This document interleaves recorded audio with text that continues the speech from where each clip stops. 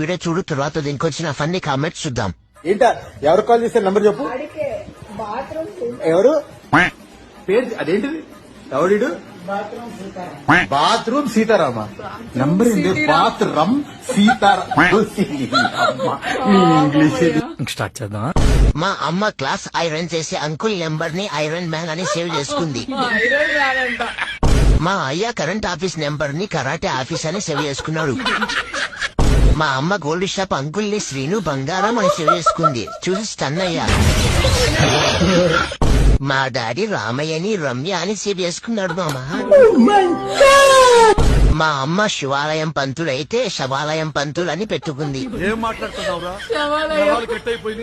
మా చెత్త తీయడానికి వచ్చే అంకుల్ పేరు చెత్త అంకుల్ అని సేవ్ చేశారు. మా అమ్మ అయితే చీరలు అమ్మే అతని పేరు శారీ సీను కాకుండా సరే సీను అని పెట్టుకుంది.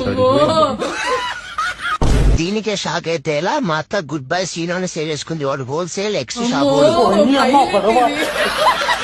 మా ఫ్రెండ్ అపార్ట్మెంట్ వాచ్మెన్ నేము వాటర్ కింగ్ అని సేవ్ చేశాడు. ఏంటిరా అంటే వాడి పేరు గంగరాజ్ అంట. చదువుకొని పట్టబదుడు. మా కిరాణా షాప్ అంకుల్ పేరు కరీనా అని ఉంటాది మా అమ్మ ఫోన్ లో.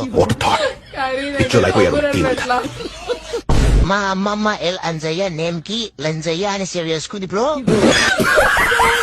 మా అమ్మ పాలు పోసే అబ్బాయి నేమ్ ని బాను మిల్క్ బాయ్ అని సేవ్ చేసుకుంది భయ్యా. I am safe. మా అమ్మకి పచ్చ బటన్ ఎర్ర బటన్ తప్ప ఏమి తెలియదు.